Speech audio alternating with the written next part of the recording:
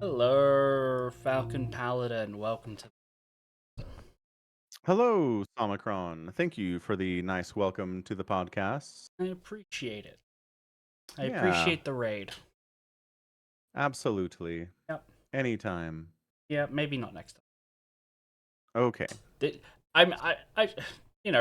not to seem like I'm ungrateful, but I can't count on 10 hands the number of times we've set up the call and then I've opened up Streamlabs, whatever, and it's been like cameras are just broken. Right. Right. And I would rather not have to fix that on stream because it would show off just how bad I am at technology. I'd rather not advertise that, and I can't fix it. It happened. Everything's perfect today. But if we're already live and you're rating me when we're setting up the call, everything might be broken and I would look bad. Gotcha. I mean, we could just blame it on the fact that NVIDIA and other platforms just kind of are bad at their jobs, right? It's true, true. I could shift the blame. Which is It, what I do when I start my stream and the broadcast is broken. So, well, I mean, in that case, it's probably true, but yeah. I feel like I'm big on personal responsibility, Falcon. I'm on a Ah, huge libertarian kick. right, right. Okay, so in that case, I apologize. You may take all the blame you need. If that's what you need to feel morally whole, then okay, I'm down with it. Excellent. I'm just glad we can agree on that. How is the stream? How is Deus Ex? It's nice. It's good. Yeah. I kind of feel like I have fewer options with the non-lethal Uh huh. playthrough because there's this whole thing where it's like, check this out. You can load armor-piercing stuff into your guns and change it from like semi-auto to fully auto. And I'm like, I'm using a tranquilizer gun. Can I do that? And they're like, no, you So cannot. so I imagine the hidden catch there is if you go non-lethal, they also expect you to go stealth, Yeah, but and you don't need full auto stuff if you're going stealth. yeah, no, I know. Right. I'm not saying they should give me access to stuff. I'm just saying they don't. Right, It's right. very funny. Because there's this whole tutorial. It's like, look at all this cool stuff we have in this game that you didn't have in Human Revolution. Cool, Mhm. right? And I'm like, oh, I can't use any of it. But I mean, just go loud, go lethal. It's fine. No, it's too late now. I'm like three-quarters of the way through the game. I like the idea of an Adam Jensen who's like, I have a commitment to the sanctity of human life, not to kill people. Oh, armor piercing rounds. These look fun. Let's give it a go. Like he's just tempted by the dark side of cool shit, you know? So he's just like, it's constantly just working on him all the time. And then Right. halfway through the game, he's like, fine. Yeah, yeah. I guess I'll kill people. Ugh. Uh, reasonable. Mhm. Anyway, yeah, it's been pretty good. Apparently, somebody in chat said they really like the Deus Ex series, but the problem with Mankind is that it had a really rushed development. Mm. Okay. And I haven't really noticed anything like that since. I mean, in my playthrough, and it seems like everything's pretty okay. Yeah, I mean, you're playing it years after launch, after how many patches and finishes and Yeah, updates and stuff. So that makes sense that you would have a more finished or more polished version than they would at launch. maybe. But like Knights of the Old Republic 2 was a crazy rushed launch as well, and you play it today, and it's a crazy rushed game. Like you can tell that they just like Yeah. didn't get everything done they wanted to. Did Knights of the Old Republic come out before the idea of patching games to consoles was a thing? Knights of the Old Republic 2. That's the one you're talking about, isn't it? Yeah, not 1, Yeah. 2. Yeah. So the 2 was 2004? Have a look. It was Oh, oh, 2004, and when oh, was 4 is like Halo 2? I hmm. also 2004 November because I remember Ah, there being like a tsunami of updates. They called it the tsunami update for Microsoft Live, and that was when they added like party features and stuff to the games and stuff like that. yeah. So in my head, it sticks out as like, here's when we can patch games, right? Yeah. But because I think if you go back to games from 21 years ago, also by the way, games you think was 21 years ago, Halo 2 and Knights of the Old Republic 2. Good lord.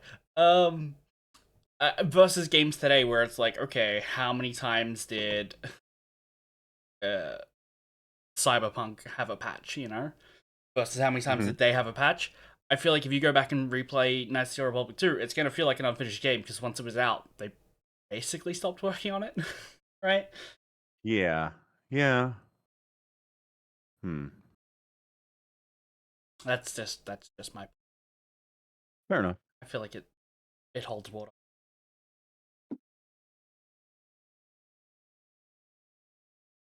Fair, fair, fair. Anywho, yeah, so this game, I just like it because it does a better job of introducing characters like in the first act and then bringing them back in the second and third acts. Oh yeah. Like better than Human Revolution does, I feel like. Uh huh. Uh-huh. So that's been nice. Yeah. I mean, It's like here's this person that you were sent to kill, but you didn't. And now here they are, and you can have a conversation with them. Hooray. It's kind of nice. right. Yeah. No. Yeah. Uh, from what I remember, with Human Revolution, it's like, okay, here's the opening cutscenes. David Seraph is on the phone with someone, and he wants Bill Taggart at the press conference at DC or whatever, and then oh no, Hugh Darrow. He wants Darrow there because Hmm. Darrow's like the OG Augmetic guy, and then from what I remember, Hugh Darrow just ends up being like the villain at the end, and it's like a whole lot of interaction in between. It was like, I get that you technically introduced him at the start of the game, but you could have sprinkled him a Yeah. little bit throughout more. At I think some, so too. Like he yeah. shows up at your boss's office and you're like, oh, neat, it's Hugh Darrow. And he's like, "Rah, rah," so I say some things by. And you're like, oh, okay. Mhm. I wonder if I'll see him again. And it's like, Oh, I he will destroy augmentation like 17 hours later. And you're like, what the? that's the villain, that guy. Yeah. I mean, I uh, kind of get it. I mean, I don't know if we talked about this, but just the idea that the guy who's the father of augmentation, his body is entirely unwilling to accept any augmentations, period, mm-hmm. is incredible. Good stuff. mm, mm. So I wonder if that has something to do with it, or he's just like, screw this invention. It's not personally benefiting me at all, and I've tried to be nice about it, and I've tried to be bigger than myself, but I'm old now, and everyone, no, Uh, it could be. The problem is he's portrayed as a very academically smart person, right?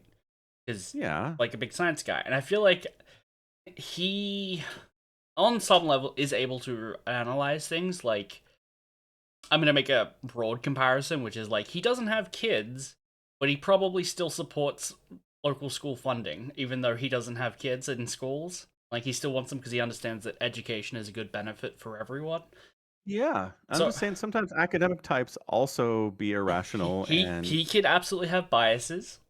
yeah, But I don't feel like from what conversations I remember with him, he's like, I don't get any benefit out of this personally, because he recognizes that people who have or Mormetics can be helped, right? And he understands that that's a net benefit. I feel like it doesn't quite mesh hmm. for him to. It could be if you feel like there was material in the game for that interpretation of Dara, go for it. Yeah, I mean, I just don't think it's that different from humanity isn't ready for augmentations, and I'm going to take it away from them so that bad things don't happen, right? No, I think it's very different. Okay, fair enough. Um, if like because you if even if he was augmetic, right, he could still hold the opinion that humanity isn't ready for it, and I'm gonna take it Mm, away from everyone. Like those aren't mutually exclusive. that's true. So if he was more augmetic, or some augmetic, would it make him a worse? Would it make his motivations worse? Is the real question there. Yeah, I don't know. I don't think. Yes, it would because he is more compelling without just as like a dude, not awesome, running around jumping from top and turning in. Takes no fall damage ever. Right. Being augmetic has its perks, it turns out, and he doesn't have them. No, and if I remember right, isn't he like, doesn't he have a lame leg or He like he's does. got some disability? He So like has. it's even worse where like all these other people are having their disabilities solved through augmentation and he can't. I It's just like, yeah. yeah, I assume what we're supposed to piece together is that he's the father of augmetics. He tried to give himself like a cybernetic leg, and it just wouldn't take. Like yeah, the yeah. neuropozyne doesn't help. I have to get rid of it and just go to like a peg leg. Yep, yep. Sucks. Sucks. Compelling, and it sucks. Yeah, because like, you said he's not falling off of buildings and running and zipping around. It's like I don't think that's the primary thing he would want it for, honestly. What? He just wants to get back to baseline standard human. Maybe. Yeah. I've been Yeah. playing Cyberpunk, and I don't know if I had this thought when I played the game, but there's a severe disconnect between talking to Johnny Silverhand about, the human nature and how we all need to like disconnect and unplug, and corporate imperialism's bad, and all these big broad-minded like insights on the human psyche or whatever the game's trying to portray, right? That he Mm-hmm. has. Mm-hmm. But you walk around downtown and the game fails to take in what humans are actually like, because you gave me augmetic legs in that game, and the first thing I wanted to do was jump from building to building, right? And there's Right. there's Right. there's absolutely nobody doing that. So the player, as a stand-in for human psyche here, is not represented in the game at all, because everyone's got augmetics. Nobody is using them for anything other than like, let's have a Killing fist. mostly. Yeah, mostly Yeah. killing, but like nothing day Yeah. to day that we really see. Just for enjoyment. It's like, Yeah. oh, I grew up with augmetics, running across buildings and climbing up the side of a building. It's old hat. I don't do it. I just walk around on the ground now. You kidding me? Right. Right. Um, Right. yeah. So I assume Hudara wants to also jump from building to building, because it's what I would do immediately given augmetics. Mm-hmm. Yep. Exactly. Mm-hmm. It's hard sometimes in fictional situations to fully flesh out the effects of like big changes in the world compared to ours. Mm-hmm. And I feel like that's one of those. It's like if augmentations were real and they were like readily available and a lot of people had them, then how would that change that? And it's like, we didn't think about that. People just kind of walk around and like go to work and stuff. Yeah. Yeah. Yeah. Man, speaking of games with updates, Cyberpunk, right? Um, Uh-huh. I feel like I am very lost with the way the tech trees work. I just like they've changed things, and I'm like, I don't understand. Where's just like my crafting perks? Yeah, yeah, yeah. Where's all my quick hack stuff? What do I have to do this stupid tree instead of it just kind of all being available? Hmm. Very sad. Very sad. Also, cops still suck in that game. Even though they're significantly better from like when they launched and you get like a wanted rating and they just spawn behind you. Hmm. Cops will be standing across the road while there's a gang fight happening across it and be like, not my problem. But I can take control of a car and just tell it to go forward, like floor it. And if it hits a civilian next to a cop, the cop goes, "You did it." And I'm like, how do you know that? How? How do you know that? Can you still run away about a block and a half? And they're like, okay, we lost him. Yeah, as long as you're out of sight, you can basically go around the Okay. corner. Fine, but Yeah. Man, they suck. Anyway, yep, did not fix it. probably not something they're fixing. Probably not. No. No. Too busy working on Witcher 4. Apparently. Apparently. Any idea when that's coming out? Nope. Nope. Don't care. I'll play it. Okay. I just not like checking my computer every day to see how many more days it is until it's out. Okay, it's not Star Citizen. They still send me emails, man. Every Friday, they're like, "Here's the state of Star Citizen," and I'm like, "Wow, thanks." What do they say Give me week to my week? stupid game. What do they have to say in a week? Like, go find me the most recent one and tell me the highlights. I think I delete them pretty much immediately, but hold on a second.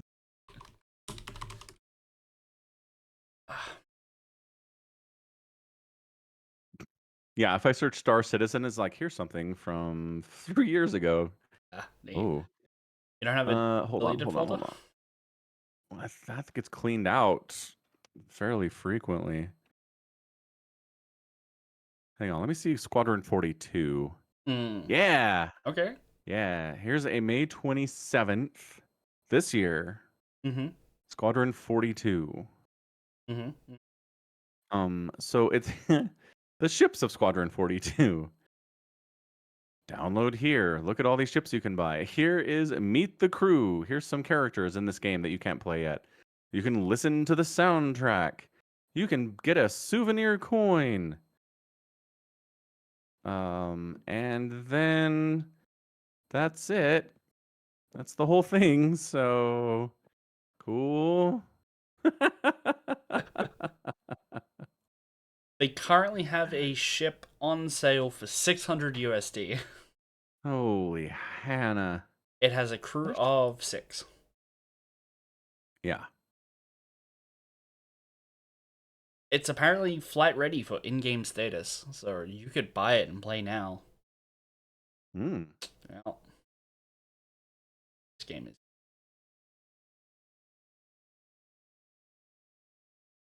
I love No, it. it's not. Yeah, no, thank you. That was a joke. I really like Uh-huh. the detail that they go to trying to buy this. It's like when you go to buy furniture and it's like here's all the specifications, electronics. You know, they Yeah. have the length of the beam, the height, the size is just large. They tell you how many, like what the mass is. It's 4,397,858 kilograms. They've That's very specific. Yeah. yeah, cargo capacity, max speed, afterburner speeds, minimum crew, max crew, what kind of avionics it has. It's very detailed. It's they put a lot of work into things you can buy. My Yep. point. Yep. Yes. The stuff that you can give them money for that sometimes you can use in their sandbox, but the game's not out yet. Mm. Yeah. But it has 4 VTOL thrusters, Falcon. Don't you like VTOL thrusters? Nope. Yep. What about their quantum drive and 2x quantum fuel tanks? You just keep saying words. Why are you saying words? Ugh. I'm sorry, Uh, this is a podcast made of words. I'm sorry yeah, that's fair. to disappoint. It did make me log into my account though, real quick to see what stuff I have. Oh, really? Yeah. Have. Apparently, they've just been like dumping stuff like into my inventory. I got a T-shirt for my character back in 2018. They sent me a $200 million commemorative coin for when their Kickstarter hit 200 million in Okay. 2019. Okay. Yeah. I got a Drake Caterpillar statue. I have a gun they sent me back in 2020. I have a ton of in-game stuff, but Yep. like I don't play the game, so hooray. Okay. Well. Um. Look Maybe one forward day. to never using. I suppose. That's amazing. That's right. One thing I am kind of looking forward to, though, I was talking with my brother about the MCU kind of in general last night at a family party, and he was like, "What's the next MCU movie that you're like, first weekend you're going?" Ah, Um. Yeah. MCU. I'm definitely going. no, like first weekend, not like I'll get around to it, right? First weekend. Uh huh. The Avengers. Danny Jr. back is. Um. Maybe Doomsday. Yeah. Yeah, Maybe. maybe. Strong maybe. You know what we Googled and found out? What? What did you? There's a Tom Holland Spider-Man movie in production, and it's going to release next summer. Did you know that? Yes, I did. Okay, Um. I did not. We did not know that. I was like, "What?" Yeah. And it's funny because the initial announcements were on April 1st last year, and I was like, "That's a dumb date to release your movie information. Is this an April Fool's joke?" Mm-hmm. Yeah. That's what I And it was like. doesn't seem like it was. Yeah. What's the new one called? I don't remember. I can't remember. Coming. It's Spider-Man movie. called. The Google says it's called Brand New Day, Brand new day. Okay. July 31st, 2026. It picks up after the end of No Way Home when nobody knows who Peter Parker is, even his loved ones, and he makes his own suit. And I think it's a good idea. Like resetting Spider-Man with the same characters and like same actor is interesting. Yeah. Fine with that. Yeah. So that's the one I think. It's gonna be a while. Yeah. True facts. So are you gonna go see that opening weekend? Yes. Yeah, because I think all of the Spider-Man Marvel movies have been good to great. So worth it. Oh. There you go. When is Doomsday? Is that before or after that? Uh, um, 20, it says it's 2026. Mm-hmm. This is December, so probably Totally after, yeah, most yeah. likely. Yeah. Cool. I mean, other than the huge list of casts they have for it, I know absolutely nothing about the villain. Right. Yeah, Right. yeah. Very cool. Speaking of the MCU, I listened to a podcast examining Winter Soldier, the movie, the Captain America movie from like 2015 or something. Right. And it reminded me of how at the end of the movie they set up this future of the MCU. They sit down and go, okay, look, Hydra's still out there. There are all these sleeper cell agents all across the world. They are planning all these giant terrorist activities to make the world seem more dangerous so that governments will enact more fascist like government styles Mm-hmm. and feed into what they want to do. So this is why the Avengers are made. The Avengers are going to go hunt these down and take them out. Won't that be cool? And then all we get from that is the first 5 minutes of Age of Ultron. They're taking out the final Hydra base, and it's done. And they're like, "Wow, sure, glad we got that job taken care of. All the Hydra bases are gone. Whew, we won everybody." And then it's like, "Oh no, we made a robot. Now that's the bad guy." And I'm like, I don't, I don't think that was the intent when they wrote Winter Soldier. Yeah, probably. No. And part of me is kind of like, I sort of wish we got that instead of Ultron and Civil War. Yeah, I like old Uh huh. personally. What was I gonna say? I do remember hearing talk about that raid on the Hydra base was set up in or something. Oh, okay. And so it wasn't so much for like, hey, the Avengers are gonna go do this thing. Shield's doing it. They're gonna go take care of it. TV And show handled. And and then the Avengers did it. well, the Avengers handled the Avengers handled all of the big stuff. Regular Shield. Yeah. And then they do cleanup because that's what that show is all about. Yeah, they do. Yeah. Anyway, I don't know. It's entirely possible they just completely dropped all of the plot threads introduced in Winter Soldier, and that thing at the start of Age of Ultron is from the TV show instead. Yes, entirely possible. I can allow that. Okay, well, can't win them all. Um, I do see that they're doing a Avengers Secret Wars movie, which is like, didn't they do a Secret Wars TV show? And it sucked, so they're ignoring that, I'm sure. Right, and I think Agents of Shield sucked, so maybe we could get a prequel set where the Avengers go and attack all the Hydra bases for you. We could do that. Very true. Yeah, that would be kind of It neat. is true. It would be neat. I mean, part of the thing is the podcast makes the point that the Avengers come together in Avengers, right? In the first Avengers film, Mm-hmm. and they work as a team, and it's like, isn't this cool? It's like, yeah. And then they immediately split them up in Civil War and in Ultron, and like nobody gets along, and everyone's mad at each other the whole time. And then Thanos shows up, and they're not together, so he wins, and then or they lose, and then they win an Endgame, but then everybody goes their separate ways, and like half the team dies or retires. It's like the promise of Avengers is never really fulfilled. We never really get much time at all where everyone's working together and they're on the same team. Like at the end of Age of Ultron, yes, there's a fight there against nameless robots and Ultron on Sokovia. Mm-hmm. But for that, we don't get nearly as much of that as we were hoping for. It is all of it off screen. I Yes, yeah, yes. yeah. Um, Which, I mean, isn't. I'm just trying to think of like their rationale. It's like, okay, everyone has their own individual movies, and then they all come together for an Avengers level threat, right? That's the idea. Mhm.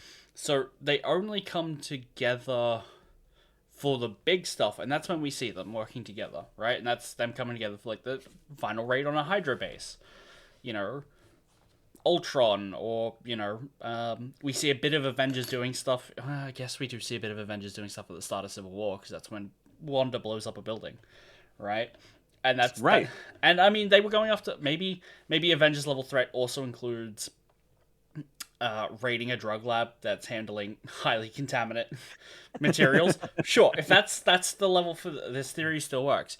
And yeah, that's the idea. We only see them when they really do come together for most of the time. Sure, there's a couple things that they probably are together for, but what we're supposed to do is individual movie, come together, right? There isn't a Mhm. lot of coming of just being together. Although why they need their own building is beyond me. Then, Yeah, right? um, Like we see them hang out in Avengers Tower once mhm. in Ultron. Right. Well, Avengers Tower, That's and it. then the facility in upstate New York where the Falcon fights like Ant-Man and stuff like that. We don't see them hanging out there. We don't see all the Avengers in that building ever, do we? Yeah, it's usually like the start or the end of a movie. Like they start there because like at the end, Captain America comes out and he's like Avengers, and then it cuts when he before he says assemble, and it's like Wanda's the new Avenger, and I think Iron Man and Captain America have a conversation with Thor about whether or not if he puts the hammer down in a lift and then you push the top floor button, would the lift raise the hammer, but the lift's not worthy, right? There's definitely Right. conversations happening in that building, but it's not like we all live here and get ready for a sitcom of events here, you know? Yeah, we don't hang out here nearly at all. We get a lot of that in Endgame where they're like, we're trying to do a thing here. This is now a setting. True, but I mean, half the team's dead at that point, so Yeah, well, or that missing, all, or all of the Avengers that could be there were. yeah, So I don't know. Maybe they just wanted it to feel special, Falcon. That's maybe. would it be nice to have that? Sure. I feel like to really give it the amount of things we are expected to believe that they maybe did, uh, it'd be like two TV shows and a movie for every character. You know, it would just be a huge lot of stuff, and I think it would rapidly contribute to superhero burnout. You know, or Which happened anyway. which So happened yeah. anyway, but it's been 10 years since Endgame rather than it happening 5 years before it. Not 10 years since. Oh, yeah, I see what you're saying. Maybe, Yeah, maybe when was Endgame? 19. 19. Okay, so 6 years. I don't know. I'm sorry, I was rounding up. It's quite a roundup, It's but it's quite, okay. it's quite a roundup, but you get my point. You get my point. Hyperbole I do. aside. Yes, I do. Yeah. All right. Cool. So that's that. That's MCU talk. What else do we need to cover here? Uh, excellent question. I mean, we don't have to look for things if we don't want to. We can just go Okay. straight to the Warhammer. Let's do the Warhammer then. I'm We down. we can go straight to Warhammer. Actually, Okay. I did have something I wanted to talk to you about because it leads into Warhammer. Okay. um, I know you're like a huge Doctor Who fan. The biggest, Just the yes. biggest. So the new Doctor, Nikuti Gatwa, I believe his name is pronounced, is retiring. Instead of doing his 3 seasons and bouncing, he's doing his 2 seasons and bouncing. His Sure. two shortest seasons the series show's ever had. Hmm. Make of that of what you will. But Okay. did you know who? Like I know you keep up with the show so much, so like you know who the new Doctor is, right? The next Doctor. So Reddit told me this morning that it's Rose. It's Rose. It's Billy Piper. Right. I thought that was a wild choice. And then I remembered they did that like 50th anniversary special or whatever with the three doctors, Matt Smith, David Tennant, and Eccleston, yeah. no, Eccleston wasn't there. Eccleston wasn't there? No. It was John Hurt as the War Doctor. Oh, okay. Yeah, yeah, yeah. Which, as like a Doctor Who movie, because it's about 2 episodes length, which makes it about an hour and a half. It's fine. It's watchable. They run into Tom Baker as like a old man hanging out, like curating a museum, and is like, "You're the Doctor, though," and he's like, "Yes, but," and he's like, "Yeah, well, we might run into a few more familiar faces, and I guess this is them." Oh God, when was it? I think it was literally 15 years ago. They set this up that they're finally getting around to being like, "Hey, look, familiar faces. It's Rose, right?" Holy smokes. Okay. Yeah. And so Mm. I was like, "What's Billy Piper been up to?" And this is where it leads into Warhammer. Can you guess the relationship between Billy Piper and Warhammer? She's done some audiobook reading? Yeah, she Yes. narrates the Warhammer kids books Awesome. for for Warhammer Fantasy, and David Tennant reads the Warhammer 40k ones. Huh. Yeah. Well, isn't that very fun and nice? So I kind of want to start playing a game called 6 Degrees of Warhammer, where you give me a random topic and then I go and try and find how quickly I can connect those two dots. You know? Yeah, how many jumps it takes to get there, right? Yeah. So, I mean, do you want me to throw one out? Ooh, you could try. Yeah, I don't like. Obviously, this is gonna go really poorly if I can't do it. Yep. So you tell me if you want me to do one or not. Sure, give me a go. If I can't do it, I'll finish it for homework. Okay. I will go. Where in the world is Carmen Sandiego? Ooh, okay. As a concept, the TV shows, the game shows, the video games, anything. The IP. All right. Well, where in the world is Carmen Sandiego? It's a television show. Let's have a look. Well, I feel like TV is probably pretty easy, or Yeah. anything on film, because it's like I can go through the producers and find that they worked with someone, and then they worked with Henry Cavill, and that's kind of a gimme. Everyone in Hollywood's probably 2 degrees away from everyone else, and Henry Cavill is a huge Warhammer nerd, so Worth a shot. Let's see if you can do it. yeah. The theory is sound. Let's see if I can do it. Who is this? An animated piece? Yeah, this is animated, isn't it? Oh, that might make it harder. Because voice actors tend to not be on the yeah, this guy doesn't even have a photo for his Wikipedia page. I'm looking at like the voice actors. Doug Prees, you voiced someone. Where is he? Is Where in the World Carmen Sandiego not listed under his roles, but he is credited on the page. Neat. Very fun. Yeah, that's neat. So he worked for Adult Swim. I feel like Adult Swim's big enough that I can find somebody who worked there. Here's the thing. I like this game. Good. I like, I'm having fun. I'm glad you like it. In 2006, Adult Swim aired old reruns of Mr. T, Karate Commandos, Full Metal Alchemist, and Ghost in the Shell. Robot Chicken? Okay, Robot Chicken's a big show. Do they have a list of... A lot of people on there. Yeah. Okay. Seth Green worked with Henry Cavill. I don't think so. I'm trying to get a low score. This is like golf. I need a low score, because a higher score would be bad, right? I'm at like 3 leaps at the moment.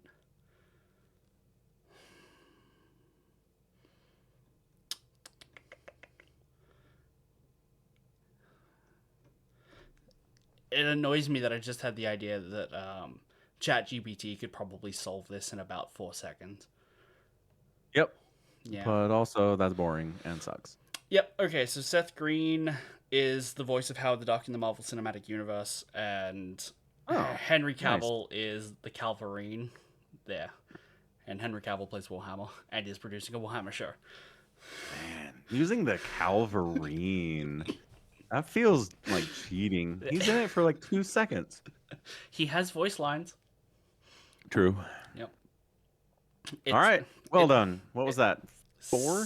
7, 7. I think. Yeah. Okay, I thought it was 6. Isn't 6 the minimum You, 6 is the or the target. maximum? 6 is the target. So I got Gotta work on it. a bogey. I think that's a sports score. Yeah, that works. You get a sure. Good. For your first one, that was great. So tell us the thing again. Tell us the pathing again. Okay. So it was Calvarine in specific. Then I'm working backwards. Marvel Cinematic Yeah, Universe. Seth yeah, Green. yeah. Seth Green does Robot Chicken. Okay. Robot Chicken. Where did I get that? Is a part of Adult Swim. That's 5. And then before that, go back. I'm pressing. Doug Priest did a voice on Robot. Is the announcer on Adult Swim. So that's 6. Doug Priest is the voice of somebody in the animated game show Where in the World Is Carmen Sandiego. So Nice. that's 7. Yeah. Cool. I think the first time I learned about the whole 6 degrees of Kevin Bacon, I think the rule was they had to be in the same exact like movie with him. Yes, I believe that is a thing. Right. So I would say using like they were in Robot Chicken 15 years apart maybe doesn't quite hold to the spirit of the whole exercise. I feel like Or I if was in the MCU. well, look, there are very broad categories here. Uh-huh. I'm saying if you're the announcer for Adult Swim, you probably were working at Adult Swim when Cartoon Chicken was made. I mean, probably. Let's prove it, you know? Well, I don't have like pay stubs to prove this guy was employed from 2005 to 2010. Like, No, what you do you, just find a specific episode of Robot Chicken that they're both listed in. If the announcer is going to be listed in every one, right? I suppose. I hope so. Okay, great. I will do. Fuck you. All right. Okay, let's see. Robot Chicken. Let's go episodes. List of Robot Chicken episodes. There was an issue loading this page. Thanks, Wikipedia. They're the best. Season 1. Let's go through. Gotta then open a new page for that. Where is? Okay, so I'm looking for a guy named Doug. Right. That's Doug Goldstein. These aren't going to give me the full list of credits, are they? Nope, just guest stars. That's not helpful. No. Okay, I cannot prove it on this instance without digging through. I'm going to assume an inordinate amount of material to work out what the announcer on Adult Swim means. It feels like a very broad term that he would be the announcer of everything on Adult Swim, but Sure does. I agree. But not as easy to determine that. Yeah. yeah, what exactly that means is, you know, tricky. Yes. Okay. Well, give you some time then. You want me to do it now? No, later. You can do it later. Great. It'll be fine. Great. Yeah. Here's where I'm going to find out that if I clicked on like one of the other voice actors, I would immediately find the Warhammer connection because they're like, yeah, they worked on the Warhammer Ultramarine movie, which was animated. They did a voice for that. It's going to be so annoying. Anyway, we read a book. What did we read, Falcon? We did. I don't know, man. It's called something. The second book in the omnibus that I bought 2 weeks ago. It's called Ghostmaker. Ghostmaker. Yeah, Ghostmaker. Yeah. And it is a collection of short stories. Yep, about Gaunt and his ghosts. And they do come together a little bit. Not a whole lot, but a little bit. How many are there? They What do you come mean? together. So things get referenced from like a setup in like the first one comes together with the like one of the later ones, or the final, Okay, yeah. because the final one's really big. They all come together there. Mm. Um, for instance, Ron being like, "I've got Gaunt's knife still." Right, You know, right. they're not necessarily huge things, but they do come together. So there's what, one, two, three, four, five, six, seven, eight of these by the looks of it. Mm-hmm. Yeah. We are finally granted a first hand account of the destruction of Tanith, Yes. where not only it is like, oh, Tanith is going to burn, Gaunt has to take us away. We find out that Gaunt is pretty pissed off that the new War Master is like, let's push forward and spread our line, and it's really given as like overzealous or eager to prove something or to like make his mark commander that caused this, where it's like, well, if he had just chilled for like 5 minutes and not taken away all of the forces to like push on to the next objective, then chaos fleets, when fleeing in all directions, would not have gotten to a loyal world that is now undefended, right? Right. Very So true. So I know that the War Master Makarov becomes a more important character in a couple books. So I'm just noting the groundwork that it's laying here for what characters may think of him, and what you may think Bad, of him.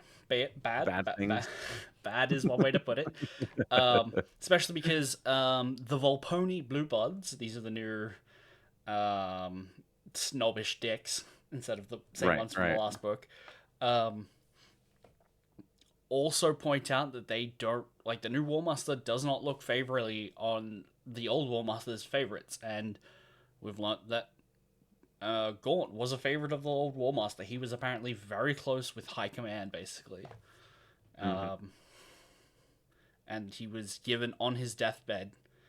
Uh, he was made commissar on his deathbed, I think, of his like the guy directly above him, but the Warmaster was like, "I'll give you settlement rights. Take 3 companies of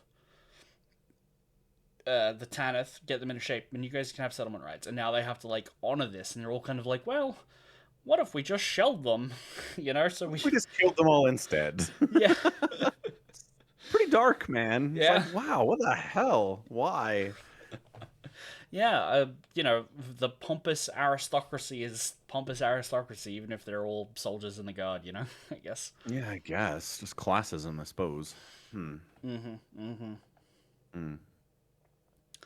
Um. Yeah, so I was saying on the stream on Saturday that it's just interesting that we get Gaunt and his ghost. The first introduction, the thing I read about them was like they've been together for a while, for a few years now, and like they know each other well and they understand what's going on, and there's some residual frustration and anger about what happened on Tanith. Okay, got it. Mm-hmm. Then we go back to like this is Gaunt and his ghost before they reach that point, and it's pretty bad, and like they don't really like him that much. Mm. And then we go back further to the literal day of the destruction of Tanith, and it's like, oh man, it's even worse here.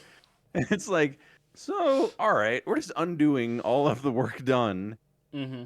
and like now we're back, right? Now we're going to be back in a position where we have the time together that we had in that first time. It's just weird to take 2 giant steps backwards when I don't think we needed it. Like, I think I understood. Mm-hmm. I don't know. Yeah, it's interesting in that they're like, well, here's the backstory you could implicitly infer from what we're given, and here's it just in slightly more detail. It's not like these are short stories; they're not spending a lot of time on any of them. They're not. It's true. Um, but I think the intent is more on like getting to know some of the mainstay characters instead. Like we get Gaunt and Eli Rawn, uh, you know, two Brokeback Mountaining it in a frozen cabin fighting orcs. You know, Right, right. uh, you know. Also, the first I don't know if it's the same in the omnibus, but the first story is like Rawn knocking Gaunt down and being like, "You deserve to die in the gutter with the rats. I'm gonna leave you here in the dark," and Gaunt's just like, "I'm gonna punch you and carry you out of here," and there's no real repercussions, you know. Uh, Understand his interactions with Ron at all. It's like, look, man, residual hatred and anger, and like, I hate your guts and all that stuff's like, okay, I get that. But he literally tried to kill you. He did his best to make sure you were dead. Mm-hmm. And he's just like, it'll be fine. I'll keep him real close. So Wow. I've got two actual theories on this. Okay. So in the first book, we're told that like Ron was like, oh, maybe he sees my potential as a leader, and then Fagor's like, well, you've heard about keeping your friends close, your enemies closer, right? And that kind of spoils I, his mood a little. yeah, Um, yeah, yeah. I think maybe it's a little bit of that, but it could also be he does actually see his leadership potential because Ron is like as a leader, he was selected out of the delegation that went to like maybe do a mutiny, right? Yeah. So he And knows that there's like a portion of the men who can rally behind Ron, and if he doesn't, they'll spread out and be harder to like keep tabs on within his regiment, right? right. So if you keep Ron alive and kind of keep him in good favors by not shooting him, you can maybe get an in there. Like he's thinking long term. Yeah, and I get it. Like it gets to a point where Ron has the ability to kill Gaunt and doesn't, and Mm-hmm. it's like, okay, so we're making progress, but like it very easily could have just ended right there too. Uh huh. Like, why are you risking this so hard, Gaunt? What is your problem, man? Mm-hmm. Mm-hmm. That's all. He took a huge risk and it worked out. Congratulations, Gaunt. You're the smartest guy ever. But oh my gosh. Right. I think when they're on the ice planet, Ron doesn't kill Gaunt because he's like, well, how am I getting out of here by myself? You know. I think he's, Is that all? I mean, if that's all it is, then it's even worse. eh, you know, if it works, it Yeah. works. Yeah, but No, that's not working. What are you talking about? That is not working. That isn't by no means working. that is absolutely working. If he's willing to keep you alive because it keeps him alive, that's the Yeah. function of the god. That's soldiers covering for each other. That's That's a temporary situation that is then over, and then what happens the next time? he goes. I remember he saved me and he didn't have to. He did that the first time around. Right, That wasn't enough. That and was not enough. not individually, but they accumulate, cumulative. You know, you gotta Fine. slowly work on it, right? Small stream of water erodes the Grand Canyon in Eli So Rowan's Howard. so yeah. So That's Gaunt basically decides that like I can fix anyone. I Even I this guy who literally tried to kill me. I can fix him. Yeah, that's what he's doing. Over time, right? Yeah, I'll no, no. just be nice to him all the time. It'll be great. Ugh. Yeah, yeah. We also get Sergeant McCall and the ultimate stealth warrior fighting a Chaos Dreadnought. Yep. That's a short little story that's neat. I think we get It is this. kind of neat. It's kind of neat. I think my favorite thing about that is the environment that they get put in, where it's like if you make too much noise, the trees shoot spines at you. They're like And toxic. one of them will kill you. Yeah. Enjoy. Yeah. So that's neat. We get to know a little bit about McCall. Who else do we get to know about? Ooh, Larkin. I really like Larkin's story. The Yeah. sniper. Larkin's story was good. Mm-hmm. So this is, I think, maybe one of the first like definitive. You can kind of go.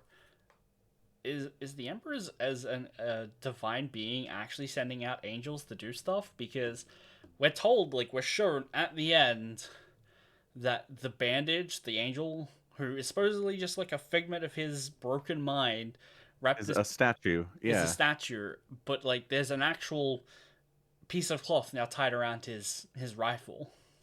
Mm-hmm. So is the Emperor maybe like a god sending out angels and stuff to do to like help his bravest warriors? Maybe. Maybe, or do you think maybe he tied that there before and forgot?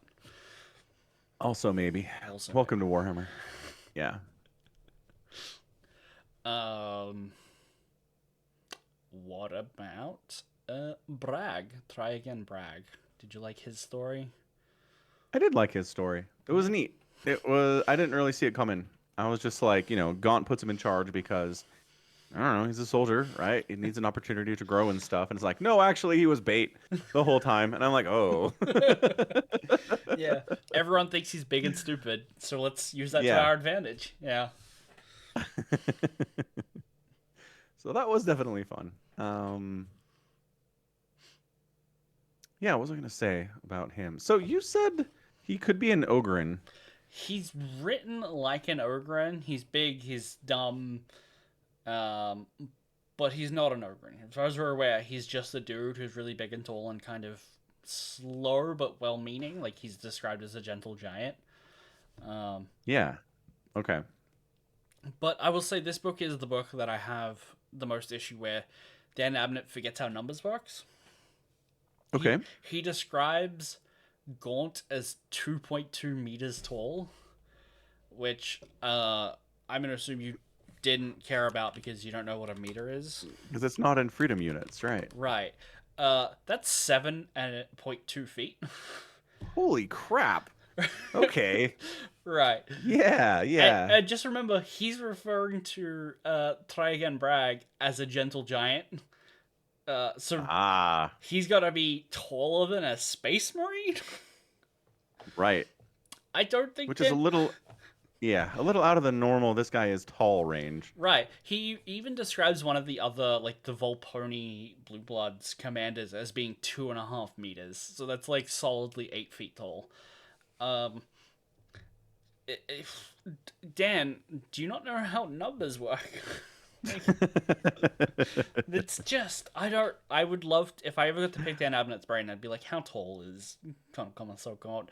He can be taller than the ghosts. That makes sense because they're all like skinny and wiry from a forest world or whatever. But they're digging trenches and you're dropping down. Your head's sticking out, right? You can't be over 7 feet tall. That's ridiculous. It just He's is. seven Yeah. two. Why is he not playing for like the Imperial basketball team? Yeah, it's too big to be normal. Like he's just no one ever remarks at his height. No one's ever like, "Holy shit, Gaunt, you're ginormous," Mm-hmm. which they would be doing if he was 7'2". Yeah. Yeah. Okay. Uh, Yeah, like in Reacher. Reacher's huge, and people comment on how big Reacher is all the time. So yeah, mm-hmm, mm-hmm. yeah, that's a mess up somehow. But like, what should it have been? Like 1.2? No, like I'm one Like how do you? point eight, right? Like I'm Yeah. I'm 6 foot. Make him 6'1". That's fine. That's So what is that in meter? 190. Okay. Yeah.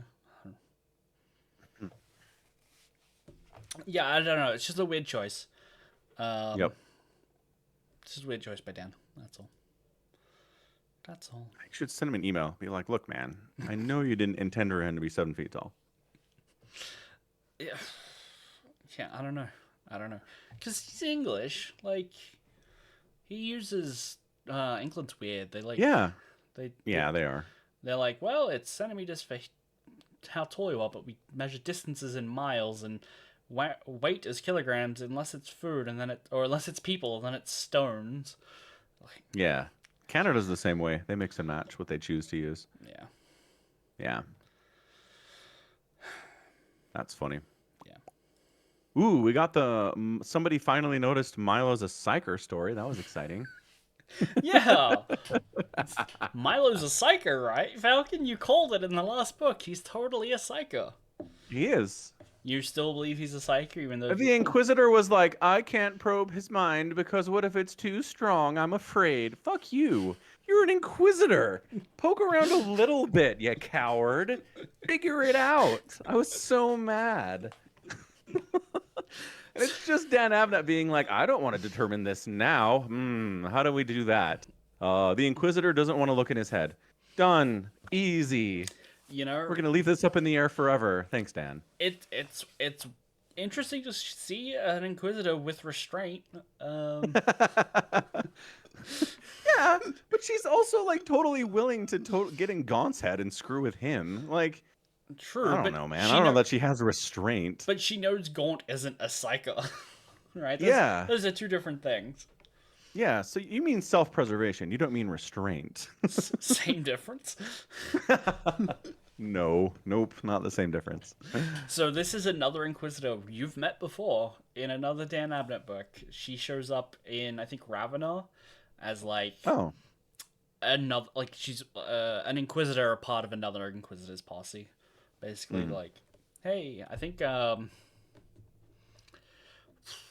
can't remember the name of the character. He's like the badass mercenary guy Yeah, who yeah, yeah. I think he like takes an interest in her because she's super hot, right? Hmm, hmm. As an inquisitor who's probably over 300 years old. Right. Yeah.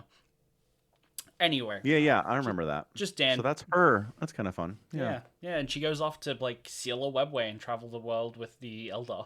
At the Dang. All right. like that's what happened. That's what happened at the end of this book. They're like, "Your name's Lilith. That's a sign, isn't it?" And it's like, "Yeah, I I, guess." sure, Eldar guys, whatever. Yeah. Uh, That's crazy. She's with the Xenos? With the Xenos Omicron? with the Xenos. I mean, Ravenel spent some time hanging out with the Eldar, so maybe she's Yeah, not so dogmatic about it. She's a little bit like I. She doesn't quite have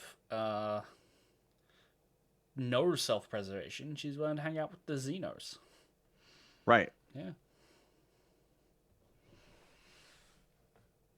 Anywho, just back to the boy. The boy. Yeah, just annoyed. It's because it's fun. Because it's like, here's this game that they're playing, and they're pool sharking the guys in the other garrison, right? And the other Regiment. Yeah. regiments. They're like, aha, oh no, we're losing early. Oh no, you guys are this game. Oh no, you should bet more money so you can take it from us. And then at the end, bam, here comes Milo, and he wins, right? Right. So you're like, yeah, okay, this is more evidence. And that's evidence that's taken to the Inquisitor that he's a psyker. Mm-hmm. And then the kid's like, nah, man, it's just sugar. Just put some sugar on my fingers and put it over one of the holes, and the bugs come out, and that's it. Super easy. It was great. It was great. I also liked that, like, the Inquisitor's like, well, maybe you shouldn't have him as an adjutant because it's a very high-profile position, and if he's guessing right about a lot of stuff, it definitely looks suspicious. And Gaunt's like, I'll take that under advisement, Miss Inquisitor. But that story opens with a flash forward of him a week later being like, oh, I totally didn't mind read you and got you the data slates you needed before you needed them. And it's like, he's still doing it. He's still doing it. He's still doing it. Yeah, he's like in conversation with Gaunt, and at the end, Gaunt's like, "Hey, send these two guys. Go find these guys and bring them to me. I need to talk to them." And he's like, "Okay," and he leaves. And the two guys that need to talk to him show up because Milo told him earlier that he wanted to see him. Yeah, come on, kid. You're gonna get so busted one of these days by an Inquisitor who's not afraid to poke around in your mind. So I'm gonna play Warp's advocate. What if he's not a Psycho Falcon? What if he's actually just good at his job? You've been playing this part the whole time. Great, maybe it's Dan Abnett's story. He can do whatever he wants. But like, what do they do with the black ships? Right? They come down to a planet. They're like, give us your psychers, and they're like, okay. It's like, do they determine who's actually a psyker and who's just people think are a psyker? Or do they just soup everyone up? I mean, you know what I mean? Are they careful to only get people with psychic ability? So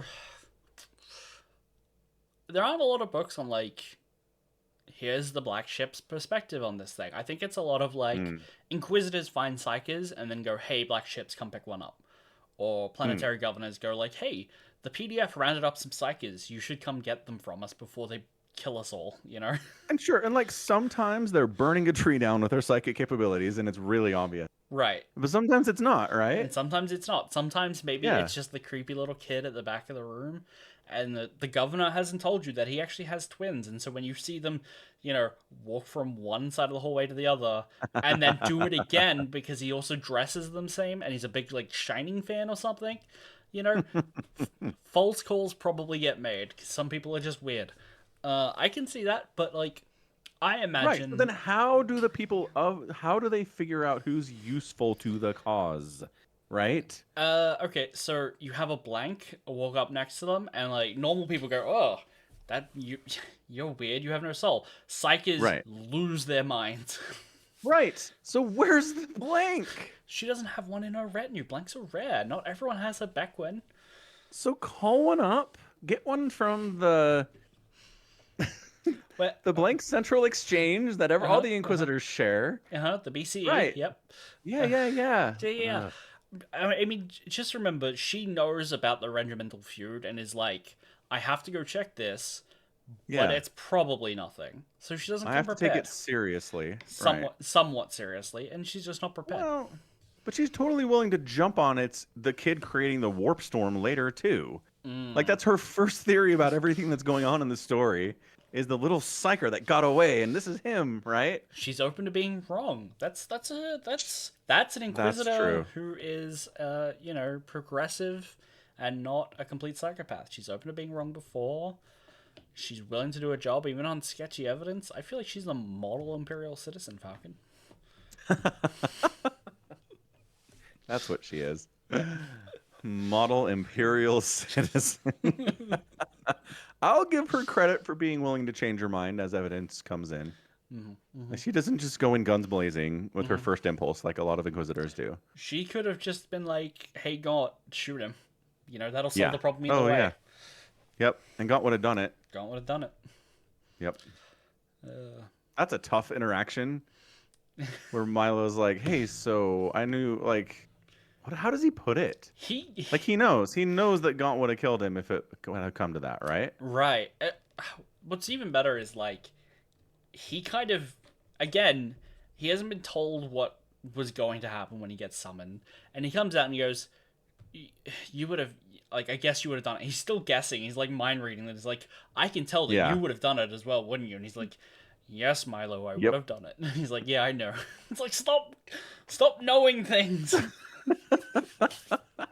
We just got out of the meeting with HR about knowing things you shouldn't. Could you not for 5 minutes, Milo? Seems like a fair request. Yes. Kid can't help it, man. Kid can't help it. Cannot help it. No.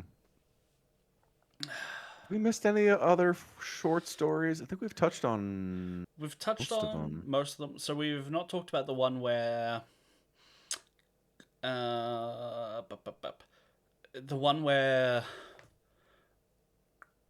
Dordan, the medic, is like, we can't leave the Blue Bloods here, or they're Yeah. wounded. We can hold out Right. here, and we get that really heart touching story about how Kafran, his mum was giving birth to him. They were like way out in the sticks, and this young Yep. doctor came, and it's like, oh, poor Dordan, you delivered this guy, and now he's like a ghost. You have this connection with more of them. It's very sweet, and Dordan is such the heart of the Tanith. Like he's so Yeah.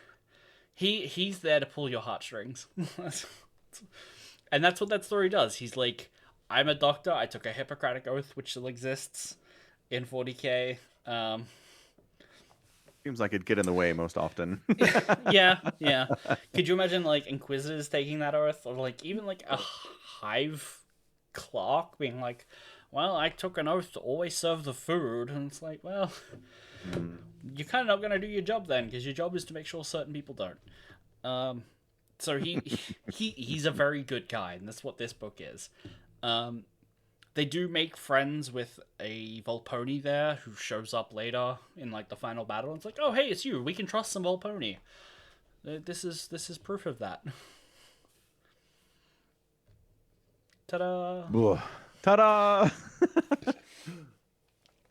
So I think one of my I wouldn't call it a favorite, but I did enjoy the story where I think it's Colin Corbeck gets cut off. Like they're like, oh, they're gonna shell the pass, and instead of retreating to let them shell, they go forward into like the city, and it's like, oh great, we're 8 ghosts in a chaos held city. What are we gonna do? And they're like, well, we're fighting corn worshippers, and Right. they like bring down a hive spire or something. They like just throw some demolition charges on a thing, cause such a ruckus that the leadership is like, oh, the enemy's inside the gates. Because we're blood worshippers, let's just kill ourselves. And For so, corn, yeah. for God. And so, Yeah. all of the Chaos troops start killing themselves because there's 8 guys in their, like, fortress. It's great. It seems like a bug for followers of corn. They're so willing to spill blood for the blood god that sometimes they do it a little bit too early. Mm-hmm. Yeah. Yep. That was good. Yeah, and then he's like, well, they want him to. He want like they capture the leader, and Gorn's like, here, I'll give you the execution. Try out my bolt pistol. It's got a great grip. And he's like, no, he wants to die. Let's make him alive. And so it's like, oh, so we're keeping prisoners indefinitely. That's This one, yeah. I mean, what harm could carrying around a chaos cultist do for the rest of your life? yeah, the leader, no Yeah, less. yeah, the guy with all the Like, secrets look, and man, knowledge. if you don't want to give him what he wants, like, fine, torture him for like a week and then kill him. Like, Hmm. this doesn't need to be a forever thing. Right. No, it has to be. Yeah. It's forever or nothing, Falcon.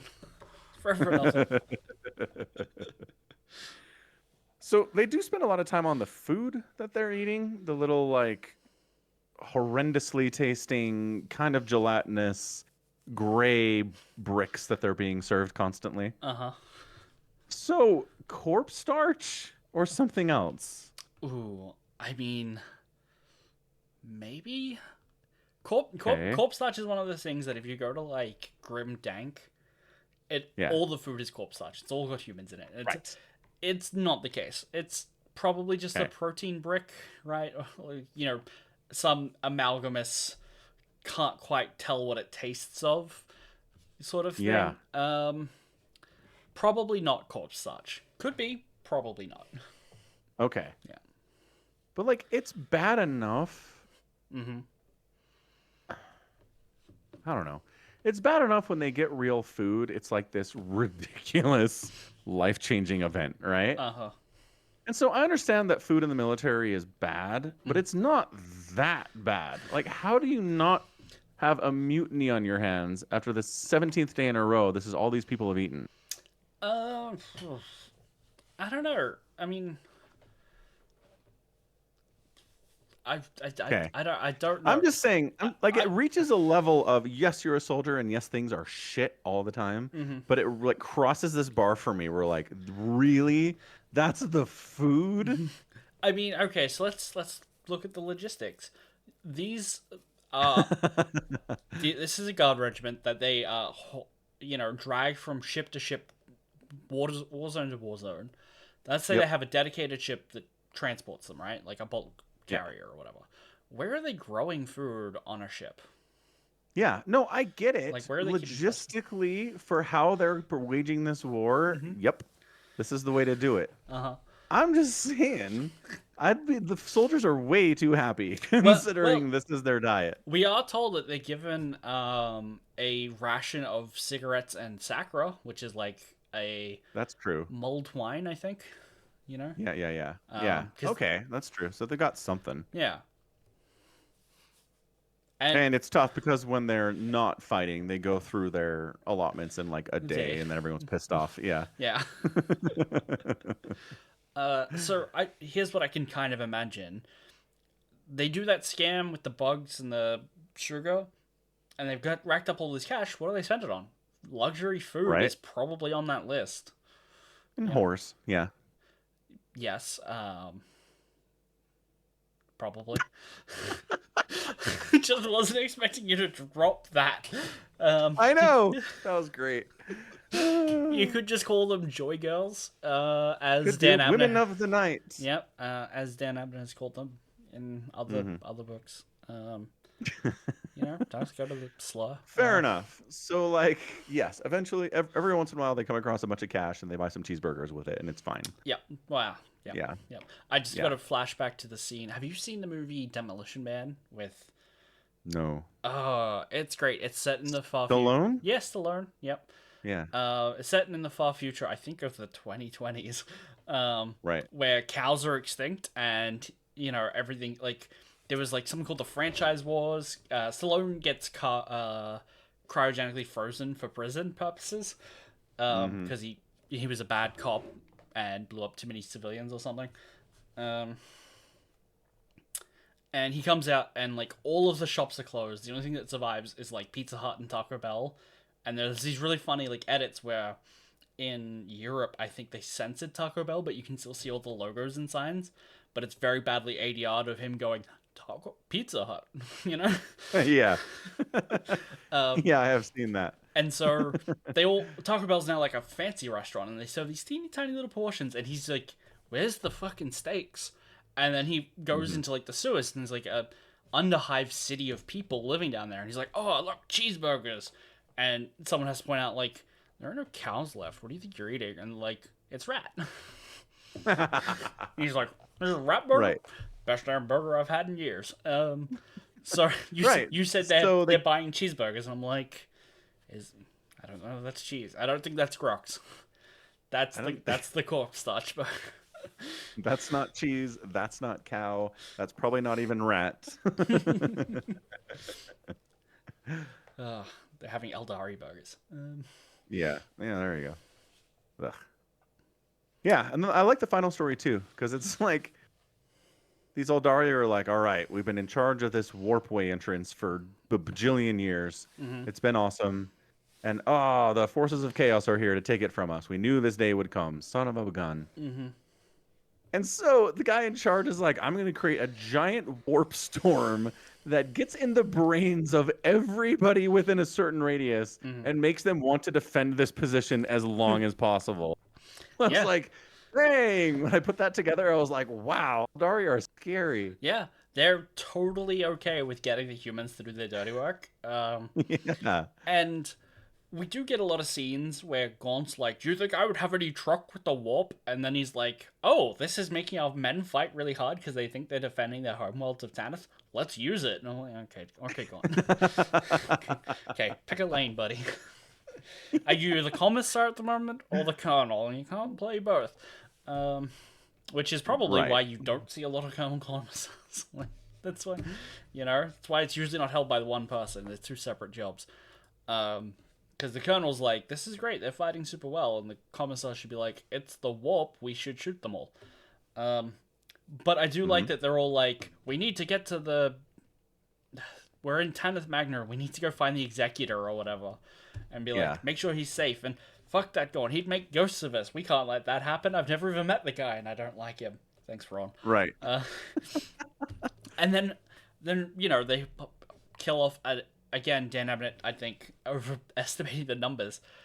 Kill off 10,000 to 1 odds. Like, that's how many Chaos Forces were arrayed against them. And there's a little note of, like, and Imperial tacticians crunched the numbers later, factoring in heroic leadership, bravery, luck, strategic foresight, and they said it couldn't be done. So they assumed there was actually nobody there and nothing ever happened.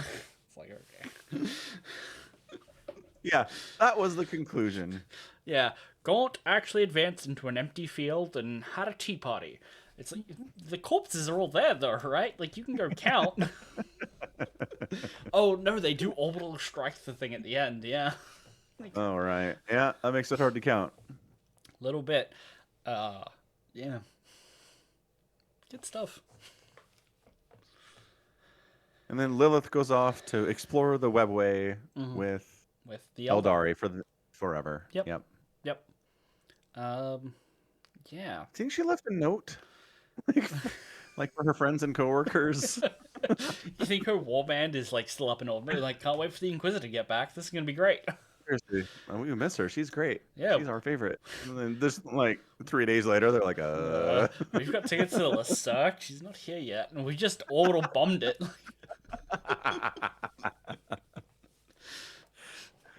Oh god. It's just such a rash decision. Yeah.